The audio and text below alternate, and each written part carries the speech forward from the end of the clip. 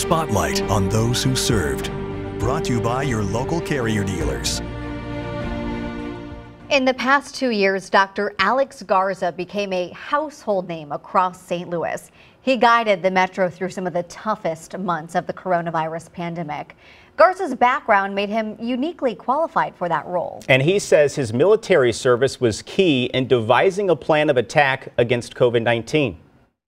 When we first started trying to wrap our arms around what does this pandemic mean, I went back and I used our military decision-making process to figure out this is how we need to devise a strategy. You usually think of Dr. Alex Garza in a white lab coat, but it's when he's traded that coat for Army camouflage that he says he's gained some of the most valuable and rewarding experiences of his life. It was extremely interesting and extremely rewarding as a military career, and I think it also helped inform, my civilian career. The Maryland Heights native joined the U.S. Army Reserves in the late 90s during his first year of his medical residency in Kansas City.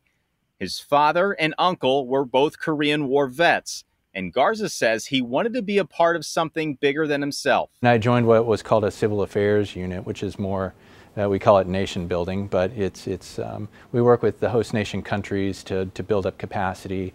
And so that's what I've done throughout my Army career. In 2003, with a wife and 2 kids at home, Garza was deployed to Iraq for Operation Iraqi Freedom. That was the beginning of that war, and we weren't sure what to expect. And so my responsibility was to help rebuild healthcare within the central part of the country. I did most of my work in the Suladin province, and we were stationed in Tikrit. I actually lived on one of Saddam's palaces in Tikrit for a year. All this time since his deployment to Iraq, Garza still recalls every detail about his mission, oftentimes being tasked with the unexpected. One of the very first things that we did was replace the windows in the hospital.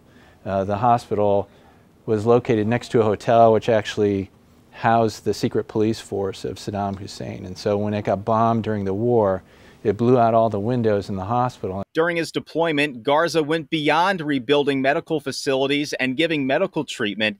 He saw a desperate need for aspiring Iraqi physicians. In Iraq, they have one copy of the textbook that people had to copy out of, and they had no medical journals, no Western medical journals. And the reason for this was, Saddam was paranoid about the West influencing, the educated group in Iraq. Garza teamed up with WebMD to get textbooks and medical journals to the Iraqi people. Pretty soon, my room was filled with boxes of textbooks and journals, and it was really, I think, one of the more gratifying moments of being deployed, when we would show up to the library, deliver all of these textbooks and journals, and just, seeing the faces of all the practitioners and the physicians and stuff there, who hadn't read a Western journal for years. After over a year in Iraq, Garza came back to the U.S., rejoining his family.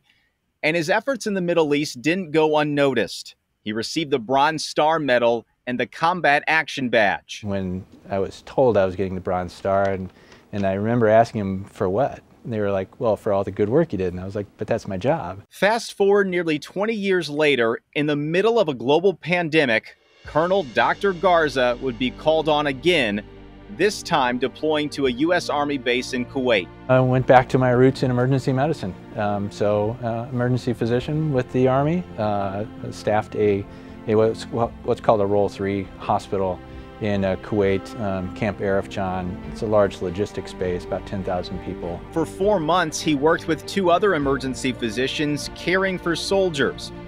All of his military work, much more than just another line on his resume. Sometimes I feel people get a warped sense of what the military is. It's not all just warfare and, trying to kill people. My job was trying to help people.